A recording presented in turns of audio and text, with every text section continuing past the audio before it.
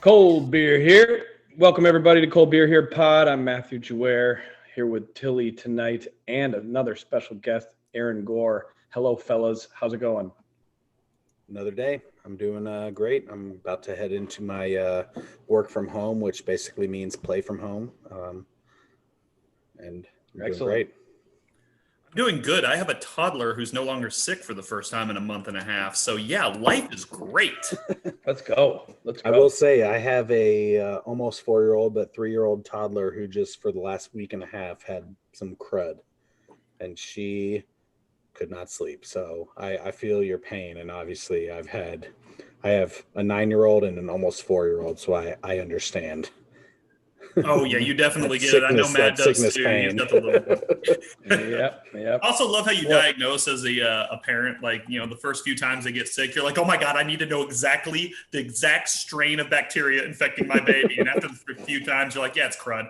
All right, yeah, they ain't gonna die. It's whatever the school stuff is that they picked up from some kid in the playground. Like, who cares? Like, none of the other kids have died. Like, are they dying? No. Then it's probably okay. Like, it's all fun and games until you have a break out of the bubonic plague or something on the playground. Here we are on a podcast. Everybody just put their kids to bed. So here's what we talk about. Bubonic plague at playgrounds. This got dark in a hurry. It's like, hey, Aaron, kids. We're happy to have you tonight. Aaron Gore is the Director of Strategic Partnerships for Community Brewing Ventures. This is something new, so we're going to get into that a little bit. But first, why don't you just give us a little background on your journey into beer and what brought you here? Oh, yeah. Well, the internet's bringing me here right now. But how I got into beer, I've been in beer most of my adult life. I feel like this industry, the beer industry, is pretty much everybody's second line of work. And it was the same for me. Straight out of high school, I basically got into doing IT for a living because I liked playing computer games and thought that was the same as wanting to work with computers. That was a fucking lie. So I actually went to work for TJX companies. They own TJ Maxx, Marshalls, Home Goods. And after I got laid off from there, I realized something pretty young in life. And that was that I hated offices and I hated corporate America. So my girlfriend at the time asked me, you know, what do you like? And I like beer. So I found my first job in the beer industry on Craigslist of all places, doing sales up in Rhode Island. And I've been doing it ever since. I've done just about everything there is to do in this industry. And it's never failed to hold my interest. I've never fallen out of love with it. And I tell people that after my wife and my daughter, it's, I guess, my third love. But if I'm really being honest, you know, it's probably like my daughter, then beer, and then I love my wife. So it's like equal. I like it. She hears that. She's gonna like do. I like the equal. We don't love anyone more than the other. At the end of it. Oh, she'll like come off the top rope if she hears me from upstairs. I love you, baby. That's awesome. But yeah, I've been doing this ever since, and I wouldn't trade it for anything. Like any industry, I mean, it is work, but I love it. Yeah, couldn't imagine not doing it. And I could, obviously, you know, all three of us, we love beer, so I totally understand that perspective. So we've gotten into, you know, your basic background, but we're here to talk about Community Brewing Ventures as much as yourself. And what is Community Brewing Ventures and how did that come to be? Yeah, so Community Brewing Ventures is the world's first ever brewery accelerator, which is basically a made up term because nothing like us has existed so far. So effectively what we do is we find, produce, we promote the best, the most innovative craft brands from around the beverage world, not just beer, but, you know, beverages in general. There's a lot of magnificent craft beverages from everything from kombucha to, you know, wine spritzer to beer CBD to cider seltzer and everything in between. Yeah. So effectively how this came about was we realized that there was a problem within the beer industry. We were going to be seeing a maturing of the industry. Like, we've been kind of in the good times roll. Like beer is young. It hasn't been around that long. And even though it feels like I've been doing it for forever, at the end of the day, you're looking at an industry that's only about 40 years old, even in its most distant form, and only really been taking off since about 2004. So we are finally starting to see it go into its, early young adult stage. And what that means is a lot of those business realities are going to start catching up with it. We were going to see consolidation. And that was either going to happen with the big guys buying up people. That was going to happen with mergers in the middle segment, which was just postponing the big guys buying up people. Or you're going to see a lot of closures at the bottom with a lot of the small guys. Mm-hmm. So the question was, how do we acknowledge that that's going to happen? Because a lot of people in the craft beer industry, they have their fingers in their ears and saying, nah. How do we acknowledge that's going to happen, but find a solution that lets us keep the soul of craft beer intact rather than just trying to participate in that? Mm-hmm. So that's really where Community Brewing Ventures came out of. It really was born out of a brewery, which is one of the reasons why we understand the needs of the breweries that we work with, that came from D9 Brewing Company out of Cornelius, North Carolina. It's in the Charlotte area, and it's still a part of CBV, but rather than, D9 turning into CBV, basically CBV bought all of D9's assets, and we treat it like just one of our brands because that's what it is. This needs to be something confederated. This needs to be basically a bunch of small breweries using their collective power to leverage some of those advantages of scale while still keeping all the things that being small, being quick, being nimble allow them to do that nobody else can. So obviously, like just listening to that answer, there's some very obvious differences from me looking at seeing basically breweries use like other brewing shops. Like Brew Hub used to be a big one down here, and now they've started doing their own beer and stuff but they used to really be involved in a lot of brewing for other breweries. Well, they still do. Mostly, I mean, most of what they do is still that. But they do. But like, what's the difference like between what you're talking about, just for our audience? Obviously, I'm like super duper smart, so I've already picked up on it. So this isn't for me necessarily. But so what would be the biggest difference that you're talking about for, what you do versus what some of these like brewing contract brewers are doing? Yeah, so that's probably the most common thing that people assume is that we're just another contract brewer, because those have been around for forever. I mean, Sam Adams and Pete's Wicked were, contract brewing the majority of their stuff going back to the 80s. So that concept's been around forever, and it does have an important role. We do work with contract brewers. They're very, very good at what they do. They're really good manufacturers. What they're great at doing is just making a whole bunch of beer. What they're not necessarily good at is all the things that small breweries are great at, which is innovation, that community connection, creating a great customer experience. They're not necessarily good at, promoting a brand and really building something special. What they're good at is manufacturing, just like if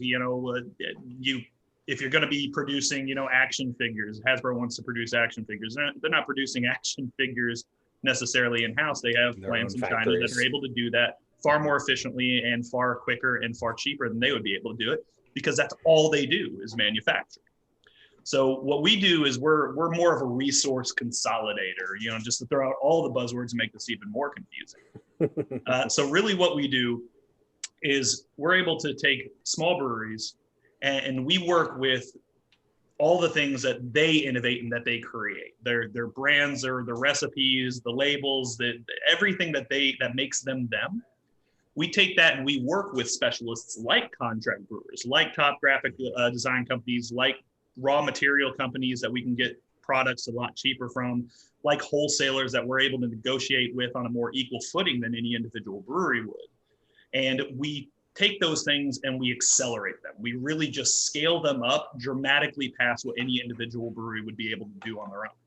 The way I kind of describe it is kind of like if you're looking at like a record company is probably a good description, but like you look at, no one thinks Rolling Stones are sitting there and they are literally re-recording and remaking every individual copy of their albums.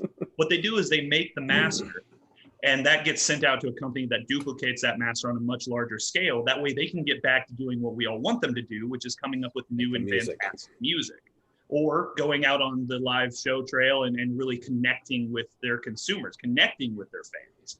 So that's what we do, is we put our focus on making all the things that small breweries do bigger, while they focus on the innovation, the actual creation of the art of beer, the creation of that consumer connection, the stuff that we acknowledge we could never, you can't imitate that. That's why some of those big guys, you get like Anheuser-Busch InBev, they buy up breweries.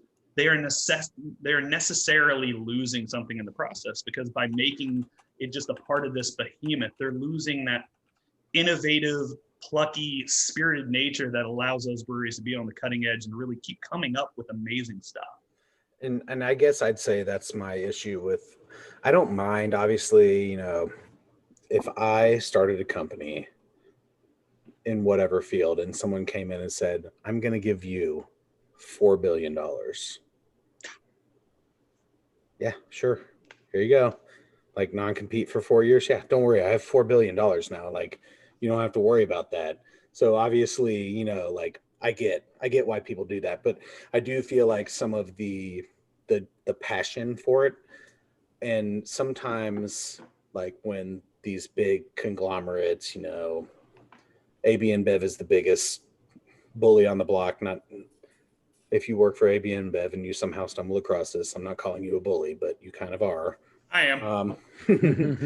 But so you're the biggest bully on the block, and there's other ones that are to a greater or lesser extent also, they have that kind of like market power. So I totally understand that aspect, but I've seen some beers come out of some places that have gotten taken over by these big conglomerates that the key thing they were known for, not going to say Goose Island Bourbon County Stouts, but like, just as an example, like there was a few year period where I feel like they scaled up the production so big that the QA QC kind of got a little bit lost, and now they've kind of dialed it in a little bit better now. But how do you work with companies to prevent like what is the kind of the soul of the beer, that people that are local, or obviously even when Goose Island got bought out, they were still like well known nationally. How do you prevent that like kind of like heart and soul of that from being lost when you take it to like scale it up to like a larger margin, if that makes sense? Yeah, no. Feel free to ask clarifying it's a fair questions. question, and I think it's the $1 million question, because what craft beer drinkers really want is it's authenticity, and that's the one thing that you can't imitate. Small divergent history lesson. So this is actually the second time the craft beer industry has started to really do a rise. A lot of people don't realize that in the late 80s through the early to mid 90s, craft beer was actually growing at an extremely fast rate. What wound up crashing it was that a lot of the larger players started creating their own craft brands, which wasn't what people wanted at all. And so it undermined faith in craft beer as a concept. As a result, you got the growth rate dropped all the way down from a high of something like 57% growth in 1994 to like 2% growth in 1995. It was a precipitous drop. I might have the numbers not exact, but basically craft beer crashed completely, and it took until 2004 to recover. So you can't fake authenticity. So how do you make something bigger? How do you raise these beers up to meet the demand that's already out there for them? People want them, but how do you do that in a way that stays true to them? So part of the issue when you get any of these larger brands that are buying up companies like Wicked Weed, like Platform, like Breckenridge Brewing, is that you're never going to see the next big thing come out of them. Like hazy IPAs couldn't have survived in that environment because they have a natural incentive to want to be safe. They have a natural incentive to not take risks, and because they can't trial that small. They have to inherently have the faith in it that they can put billions behind it, because that's just the speed at which they operate. So you need to be able to leave the creation in the hands of these small, independent, just wildcats who are able to be mavericks in the field and really just create for the sake of creating. Money and success and facts be damned. And what we do is we take what they're finding to resonate with their customers, and we just turn up the volume on it. So we're able to make sure that that spirit and soul stays intact, because we don't create anything other than more of what they're already doing and what they're already showing success with. We're not trying to create on their behalf. We're not even trying to direct their creation and their innovation. What we're doing is saying, hey, go to town. And if you have something that's really just taken off and you really believe in, let us help you make it bigger. And to be honest, Ben, to get to the, I know you're talking about making sure the beer stays the same and as quality as possible. No matter what, when you make beer at different places, it's going to be different.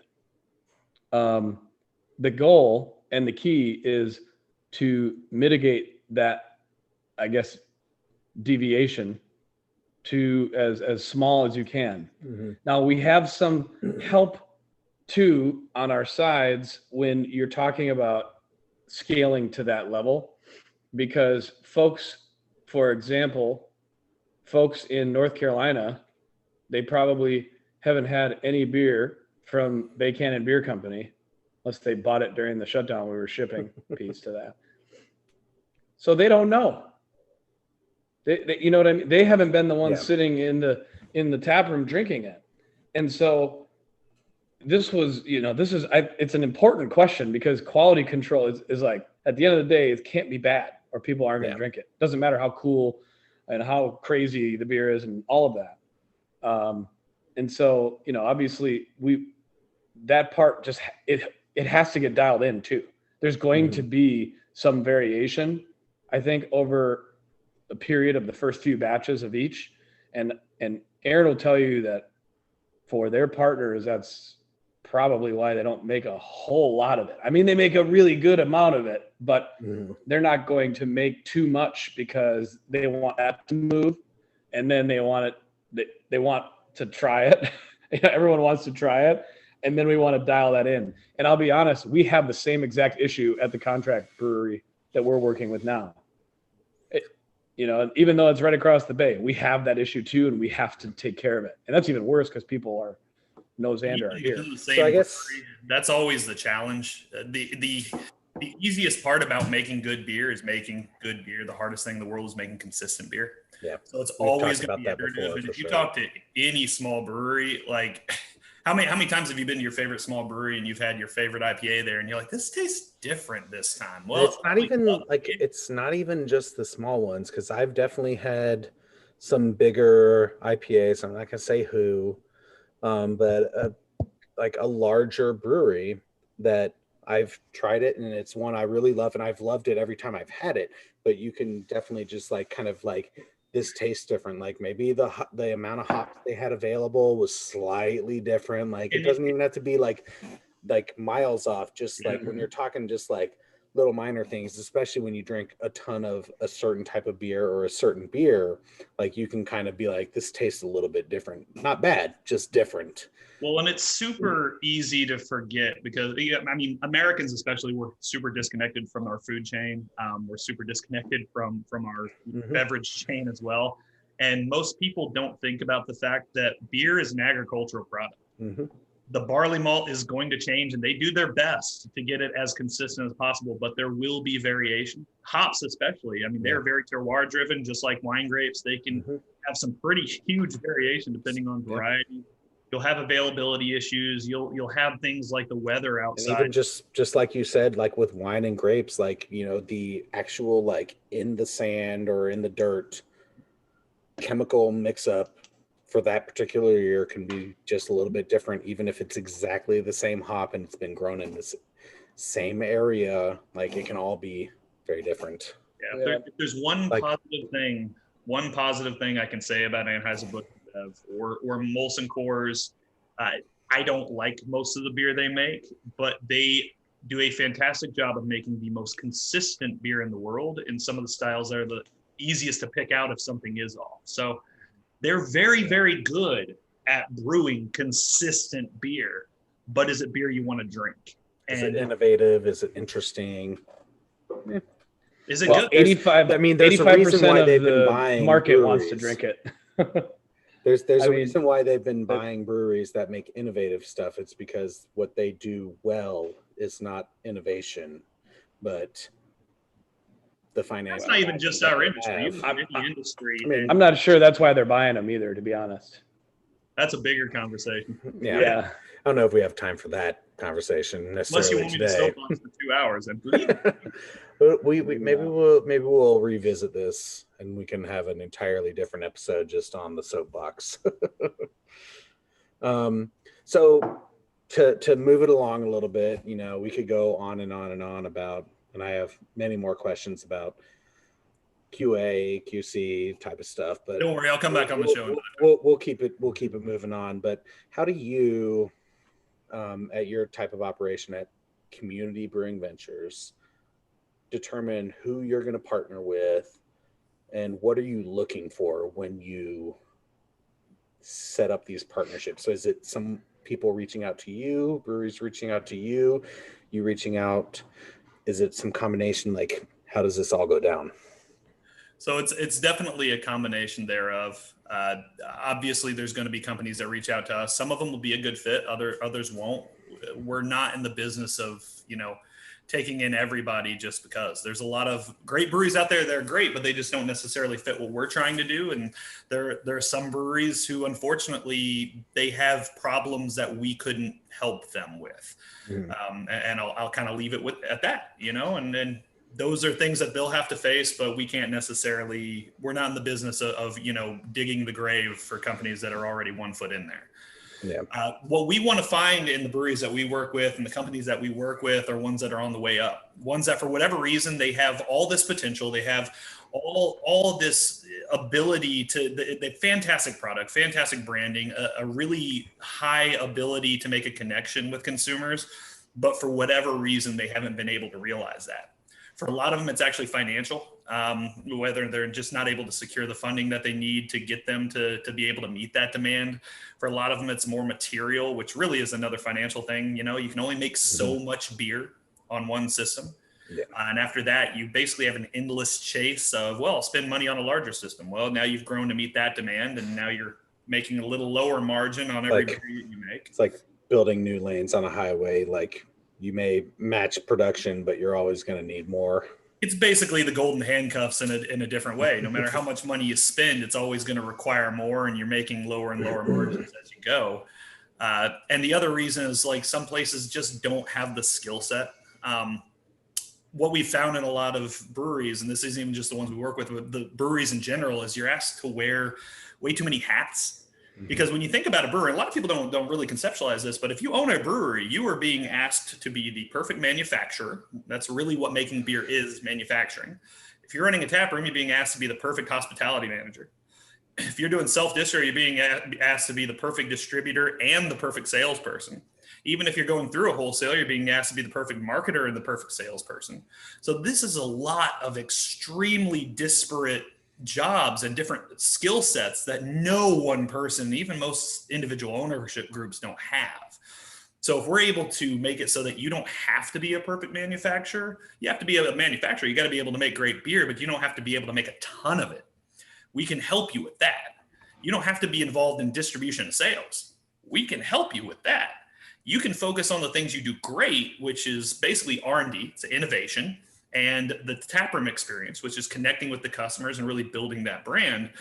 We can focus on the stuff that's not so sexy, the stuff that's really just required, that doesn't create any new value for the customers, because the customers don't care about the fact that you had to spend, $150,000 on a new fermenter and new brew house to be able to make more product, because all they're getting is more of the same value of product they were already getting in the first place. Yeah.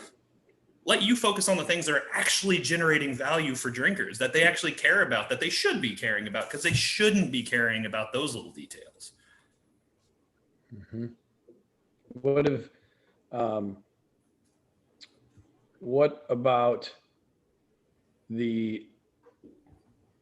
I don't want to be so leading, but what about the initial group of breweries, or maybe not breweries too, depending on your group of partners, whatever.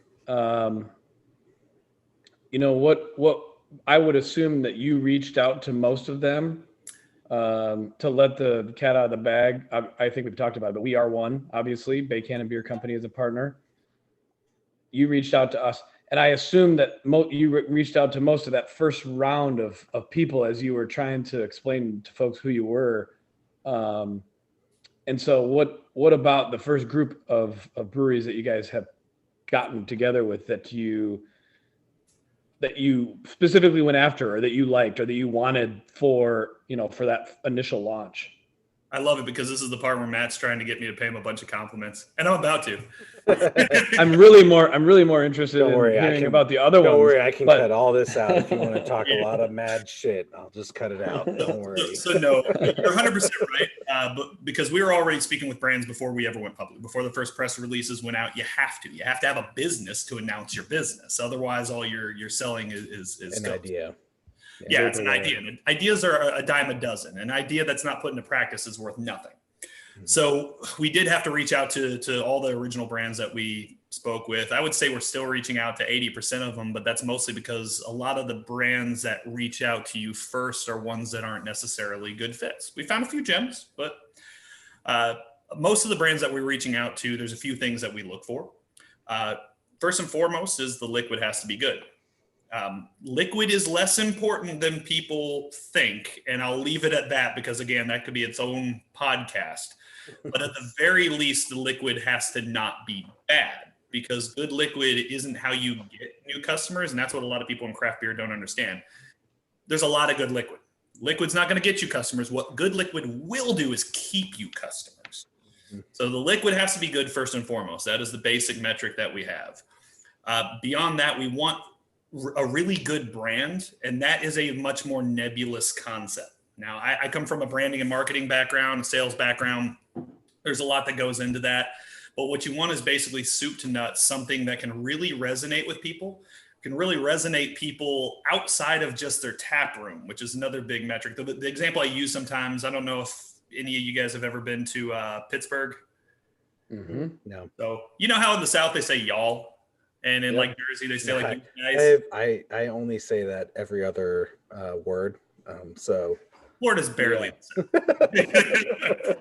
But yeah, like Jersey, they say yous guys. Well, in Pittsburgh, they say yins. It's the only place in the world they say yins. So if there was something like a Yinzer Brewing, now Yinzer Brewing might be incredibly successful. Spot on branding. Fantastic liquid. I'm not going to Texas and telling them I'd like them to buy Yinzer Brewing because I'll say Yinzer and they'll say, what the fuck? That even mean? You need something that's transferable, that's really going to resonate with people across a much wider subset than just hand selling across the bar. Mm-hmm. So the breweries that we work with are things that we really do think can have legs to where if somebody sees them on a shelf, they're going to understand what that brewery is about, what that company is about, what their value proposition is, what their values are, what their history is, their story, who they are, their brand, just by looking at what they can see there on the shelf. Because otherwise you're going to have to be there hand selling every single product. And I don't care if it's beer, I don't care if it's food, I don't care if it's action figures, I don't care if it's Tonka trucks. You literally cannot hand sell every product. Otherwise you're never going to grow beyond like door-to-door sales. Door-to-door sales is not scalable. Yeah. So on that front, and I have my opinions on this because I can walk into bottle shops and I can look across the shelf, and some breweries, one of the ones that always pops in my mind, Untidal Arts, has a very unique can and bottle kind of art style. How much does that play into like what you're talking about? Because like I can go in and I can, from 20 feet away, I can look at a shelf and be like, that's definitely Untidal Art right there. And I love a lot of the beers that they make, and I will immediately go and look and be like, oh, this isn't one I've had. Put it on the counter at the beer shop. I'll be right back and I'll go look for other stuff. So, but the thing about their art style is that it's cohesive and it like fits with like kind of what they're doing. Maybe not necessarily like the art matching like the beer style, but like they have a cohesive like style of like can art. You know who they are just looking at the art. Like I can recognize the brand even if it's a completely different like color scheme and all that. Like I know if it's Untidal Art. So brand uniformity is important because really the way I describe what a brand is to people, because everybody thinks they know what a brand is. It is there have been whole books, series of books written about the concept of a brand. If you ever really feel like going down a rabbit hole, read some of Marty Neumeier's books. They're fantastic on the topic. But really what a brand is, it's the impression that your customers have of your company, and it's effectively a seal of trust. If I see something and I know it is from Untidal Art, I've had plenty of their stuff in the past. I know what they're about, and I know that they deliver quality. So even if I have never heard of that individual beer, I'm not starting from down here where they have to earn my trust as a customer. I'm starting from up here because I already know that in general, they make stuff that I like. We all have that with a whole slew of brands. There's a ton of brands that we associate with quality to the point where if they introduce something new, we've never tried that new product. We have no reason to trust that new product except for the fact that that company has earned our trust by delivering on it time and time again in the past. So when you have a cohesive brand identity, that makes it way easier for somebody to spot it on the shelf and to really recognize it even from a distance, even at a glance. Because at the end of the day, we have 8,500 breweries in the US, not to mention wine, sake, cider, all the other things competing for those same dollars for that same attention, the same use occasions. So that effect is called billboarding. When you can put several of a product from one company together, and it has basically an exponential effect. When they're all uniform, they all have that cumulative effect. Effectively, when somebody walks by, they can say, "Oh, not only am I seeing this one thing, but it's standing out to me more than these individual things from other companies because it's just larger. It's grabbing more of my focus." So for us, that is a huge consideration. That's a very long answer to a very short question. It was a very good answer because, there's other brands I could pull out. Just Untidal Arts, one of the ones that I most consistently see in Gainesville, Florida, as far as like a outside of the state, but constantly getting new things from them. So that's one of the things that I can think of. And obviously, and they've made hard seltzers. And I bought the hard seltzer because I'm like, I've had hard seltzer before. Like, it's not my go-to, but my wife likes it. I've gotten her into drinking some of my other beers just because I've been like just passing things along to her. So like, I'm always like, hey, I trust this brewery. So I get what you're saying. And obviously it works, even if it's not a like kind of direct commercial marketing type of campaign. But the fact that I can pull them off of a shelf and I like 90% of the time I'll get it right. This is definitely Untidal Art. And Too Old from what is that, freaking Denmark or Norway, I forget where. I was muted. Somewhere in Scandinavia. Oh, they're from Denmark. It means yeah. But they have they have a similar type of like art style. Like it's very distinct. It's something you can pick out on a shelf. And like I'll know it's Too Old. It's a good thing. You don't have to like be as like exacting in the like it doesn't have to be like along a very narrow theme, I guess is what I'm saying. Because I obviously you two have both been in the beer industry. I'm just a beer drinker. So my perspective is what I see on the shelf and what calls to me, and there are brands that do a much better job than that.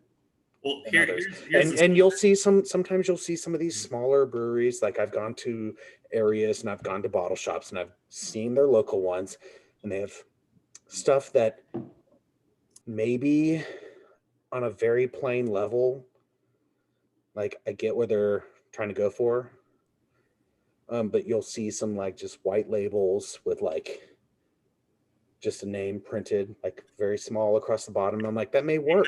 I know we're recording a brewery. That Pilsner from Divine Barrel. That's exactly that. It literally just says. But there's a difference because like there's some that can pull that off, but there are some very very small breweries that don't have cachet to be able to do that. So the way and while I will look at that and I'll buy it because I will buy literally anything.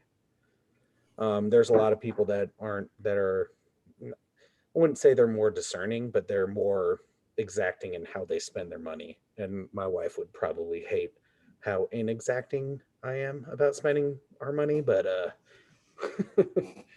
So the way I describe it to people, I mean, here's the secret. I mean, basically what you're saying is you shop with your eyes. And here's the dirty secret. Matt's in the industry. I've been in the industry longer than most. We do it too. At the end of the day, we have 8,500 breweries, 11,000 U.S. wineries, not counting the import market. We have, a couple thousand cideries. We have something like 600 meaderies. Like there's a plethora of options out there. The one thing we're not hurting for is options. So how do you cut through that? You can't. No one can learn all those products. No. So you're going to find a label and you're going to say, this resonates with me, whether it's speaking to my values, whether it just touches on my childhood, touches on things that I associate with. This looks really heavy metal. I like heavy metal. You're going to be shopping with your eyes first, because you're not going to get the opportunity to sample everything on the shelf before you make a purchase. If you did, you'd be fucking drunk. So branding is important, because that's how you get new customers in the first place. That's how you really grab their attention, give them to give your product a try. And that's when the good quality liquid becomes very important, because that's how you get them to come back for the second try. And I will say, like, obviously, if you travel a bunch, you'll get the opportunity to go to see a much wider variety. But I travel in the Southeast for the most part. And so what I see is whatever is in a distribution range from like North Carolina to Alabama to down. Like that's like the most of my traveling. SEC country, I guess I'll say.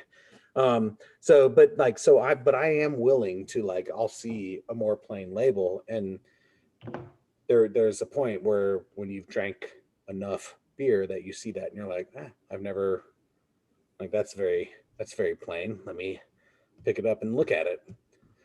So like, I guess it's like a bell curve, like you get into this and then you see like, oh, what is this pink elephant about? And then you get to, something that has a little bit, like of like, just like a kind of standard, like sans type of font. And you're like, well, whatever. There's no art, but let me check it out. So I guess I'm saying is, I didn't get much of that. What I'm saying is basically there's like a bell curve. Once you've had like a ton of beer, you're just like more willing to just like throw caution to the wind and do it. But like when you're trying to build a brand, you can't rely on people that drink dozens upon dozens of different craft beers a week. Like you have to rely on very, very easy being, I'll just call it, we're all three beer geeks. This is what we do. This is what we live, whether you're a consumer who just happens to be a diehard like yourself, Ben, or whether you're someone like me or Matt who's in the industry. You can't build a business on those because they are a minute fraction. They're early adopters is really what you'd term them from, like the bell curve of business and any sort of emerging category. They're great. They get categories off the ground. They're what made craft beer, but craft beer can't keep growing relying only on them. And we've already capped them out. Now we have to be able to reach out to people who, they might develop people into those kind of people. Exactly. We're going to have to grab people for whom maybe music's the most important thing to them, not just beer. And so for them, they like good beer, but it's not a huge decision in their day. Yeah. So that's one of the things that we want CBV to be, is effectively a seal of approval, even within those brands, is to be able to say, hey, listen, we know there's a million choices. You're option rich and time poor. We know that you need to make a decision on what you're taking home tonight.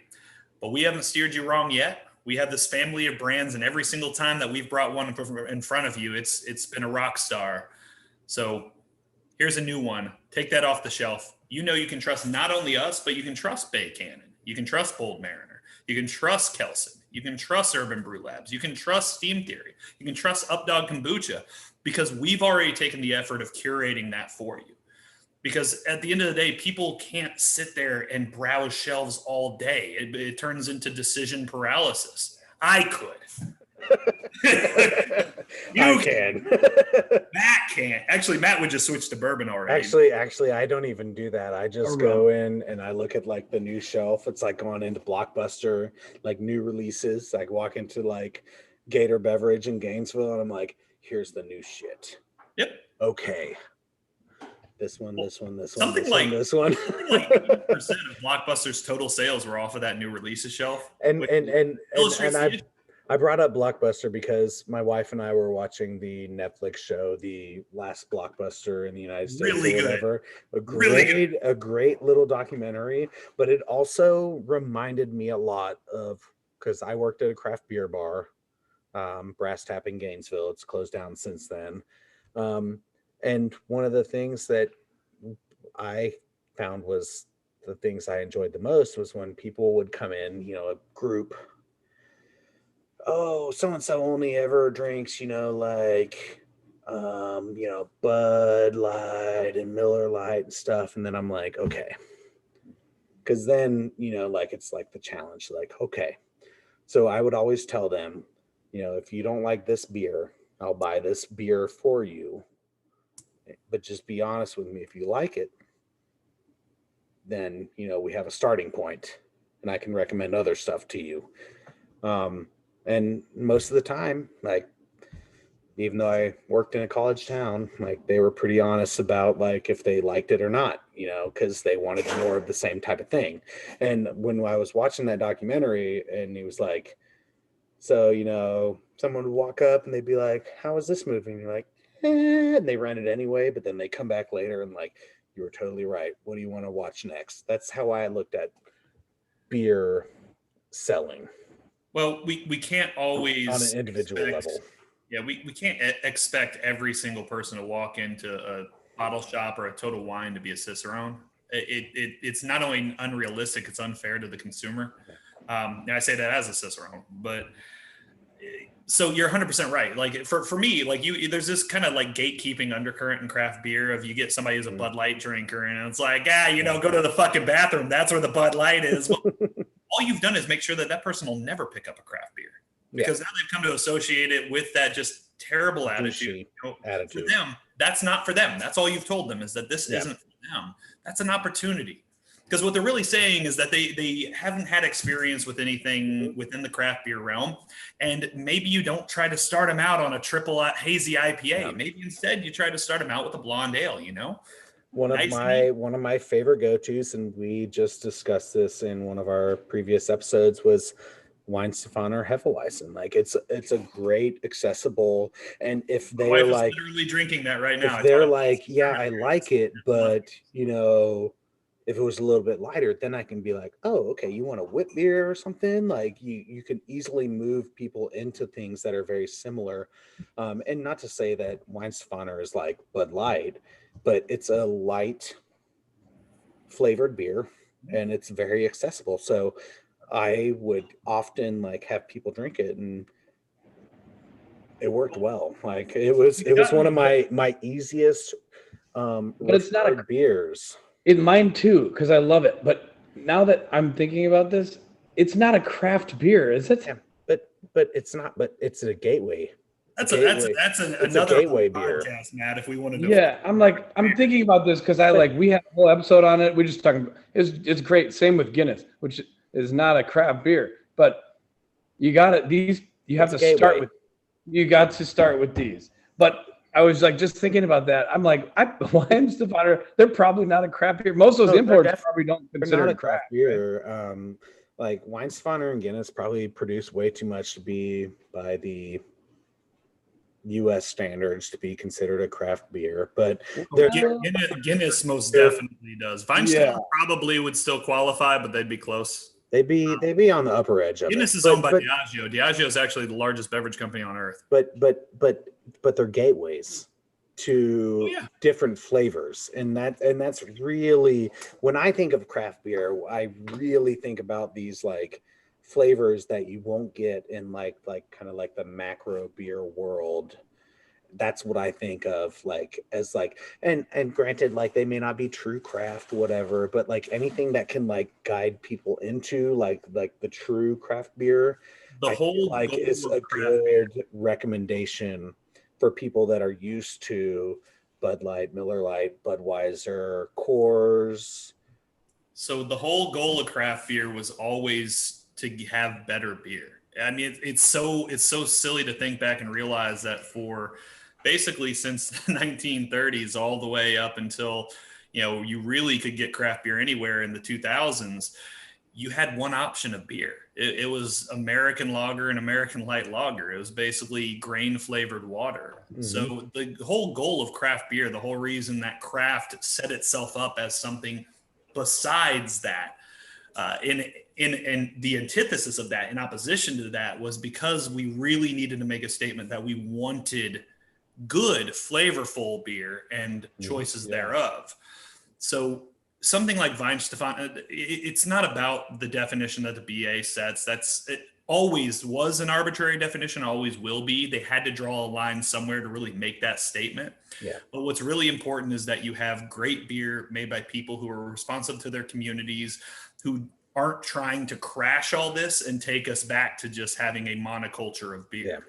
Yeah. That's really what Weihenstephan fits that. And Diageo, as big as they are, and they are the biggest beverage company on earth, Guinness has been very, very supportive of craft. They did a lot of work when they opened up the Maryland brewery to help revise the laws there to make it easier, not just for themselves, but for every craft brewery in that state. We may have an end to discuss some of this with the head brewer there if I can set that up. So hopefully we can make that happen. But have me back on.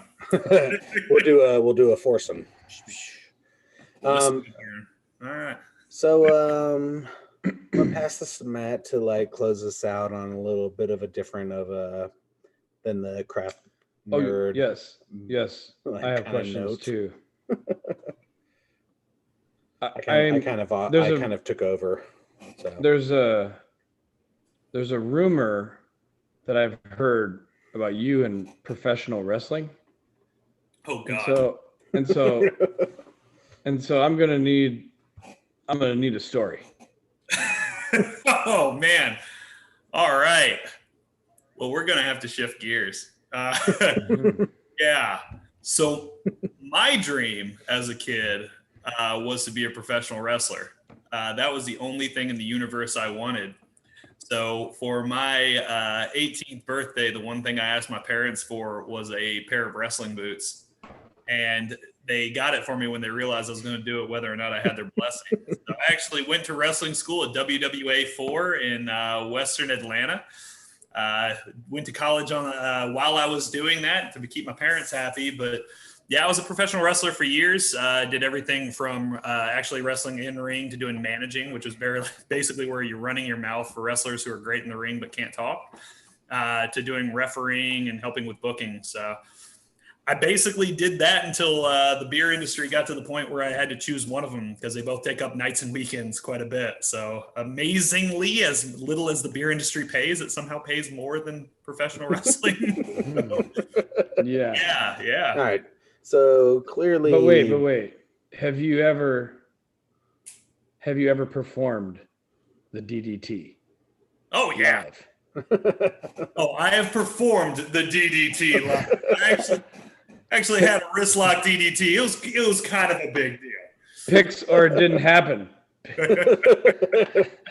If you send those to us, we'll make sure to include it right here in the I know I have pics of my managing days. The back when I was actually doing in-ring work, that was before cell phone cameras were either common or good. Very rare. I do actually have some video and some pictures of me back when I was managing because after my knees gave out, I started just taking over running my mouth for folks because that I'm very good at. If you want to send that along here, we'll play that in like the bottom middle maybe. Oh man, while you're there's got to be video of this somewhere, right? They're if you track it down, let us know.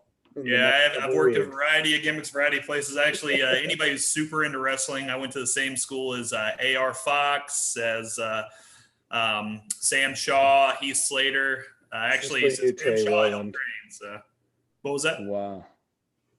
There's a guy on my timeline on Twitter that I know is super into wrestling. I haven't watched wrestling consistently in a long time, but so Trey, if you're watching this, there you go. You can figure it out. It is a wild world. Holy shit! You want to? Trey, Trey's in Iowa, so he knows wrestling. He loves that up there. They So- play football and they wrestle. That's it. And fish. But so you obviously loved wrestling. I loved wrestling. I never went quite as far as you did into that world, but who was your favorite wrestler? Heartbreak Kid, Shawn Michaels. Hey, fucking God, that was my favorite one too, man. I love Great Shawn minds. Michaels. And honestly, like I was sort of like heartbroken, no pun intended, when he joined D-Generation X. But then I was like, fuck yeah, let's roll. Oh, dude, classic. Classic. So I'm so glad you said that, because I still to this day he's like my go-to favorite wrestler. So I'm super glad that we have this to connect over now. I haven't watched wrestling. I haven't watched wrestling in a very, very long time. You lose connection, and then there's like, I don't want to learn this whole backstory now. Like, who are these people? What do I even care about? It's got as much continuity as comic books. There's so much that you gotta like retain. And so like once I lost track of it, but still to this day, like when I would play like on like Nintendo 64, like WWF Wrestling 64, it was always about Shawn Michaels. So I'm glad to hear that. So I love just to drop that bit. So I should just disconnect Matt right now. We'll just talk about wrestling for the rest of this time. I love Jimmy Superfly Snuka, and I feel like he's a super underrated like star, because nobody was doing those tricks back then. Like, that dude was sky high. That was some pretty incredible stuff. And he wasn't the biggest, but he was just such a star. And he never really, because Hulk Hogan, I mean, there were a bunch, obviously, in that era, there were a ton, but he never got to that pinnacle. And I always thought that was a bummer. Underrated. So if you had to build like a list of people whose work you have to watch if you really are into wrestling and you want to do it for real, I will tell you, Matt, Jimmy's on there. Jimmy Superfly Snuka, Ricky the Dragon Steamboat, Macho Man Randy Savage, Hulk Hogan. If you want to learn how to work a mic, he's a great guy to watch. Yeah. But he was shit. Ooh, remember Ravishing Rick Rude and Jake the Snake Roberts? Jake the Snake. Ravishing Rick Rude's one of the greatest of all time. And Jake the Snake, after Shawn Michaels, Jake the Snake was my favorite of all time. Obviously, you just saw my reaction, so you already know I'm right there with Jake the Snake too. But this might have to be a whole new special episode about wrestling. We can do a shotgun. We can do a shotgun beers and wrestling episode, and like every 15 minutes we have a shotgun of beer, and then in between it we talk about wrestling. No, Matt, I'm not getting drunk with you anymore. I had experience. Okay. So we're gonna close it out even more lighthearted than we weren't really lighthearted, because we kind of got a little bit serious there about wrestling. But Matt has informed me that you really enjoy cooking. Yes. So how do you approach like food and beer pairings? Like, do you like on a personal basis, on like a grander? Well, pairings with whatever. It doesn't have to be beer. Yeah, like pairings, just beverage and food. Like, how do you approach that in your personal life? So the biggest thing I always tell people is whatever you enjoy eating, whatever you enjoy drinking, if it works for you, do it. There are rules that can help elevate the experience, but it's eat what you like, drink what you like. That's the single most important rule. Everything else is just helping guide you if you're looking to maximize that. Same goes for wine and beer, or wine and food pairings, for any of that. I do tend to like to pair my beverages and my food. Part of that is I cook a wide variety of stuff. I really enjoy it. I tell people I do my hobby, beer, as a job, so I needed a real hobby, and cooking is it. But I have so much alcohol in my basement, so I always have basically whatever style or thing that I need. But one of my absolute favorites, and this is the one I always tell people as a hack, is Thanksgiving. You want to know the best thing to pair with Thanksgiving. It's not a beer. It's not wine. It's cider. If you get like a good Basque cider, like Ishistagi or something like that, or even an Asturian cider, anything that is just a little funky, they are absolutely stellar. You're not going to find anything that pairs with everything top to bottom on a Thanksgiving menu like cider. So for me, I usually get like 5 or 6 ciders, and that is all I drink on Thanksgiving. Makes sense, actually. Yeah. I love champagne.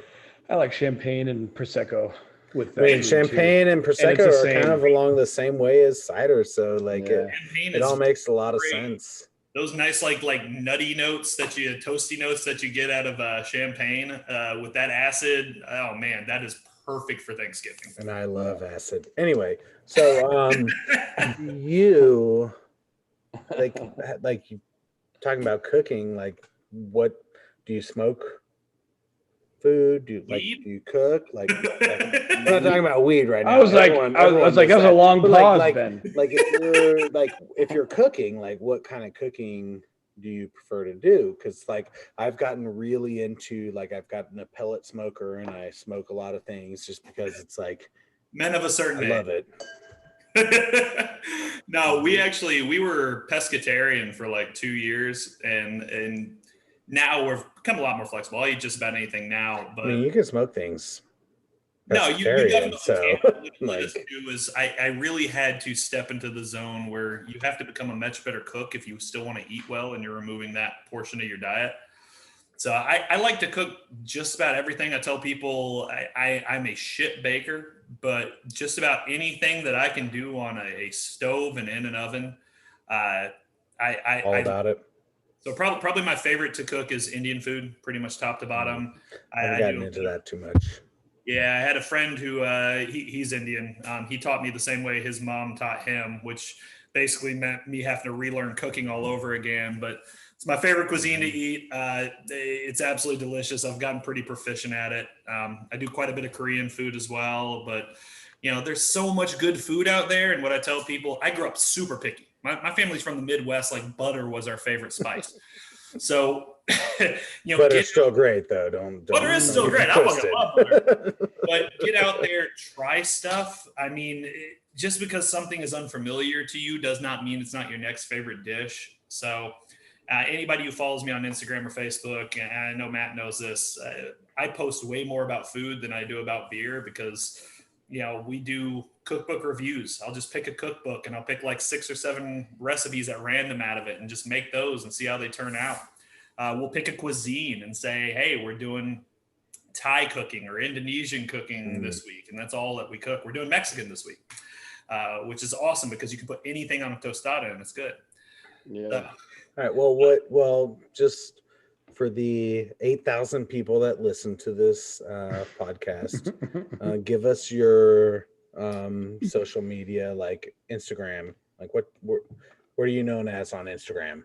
Yeah, on Instagram, you can find me at Ale Chaser. You can find Community Brewing Ventures at Brew Accelerator. Okay, perfect.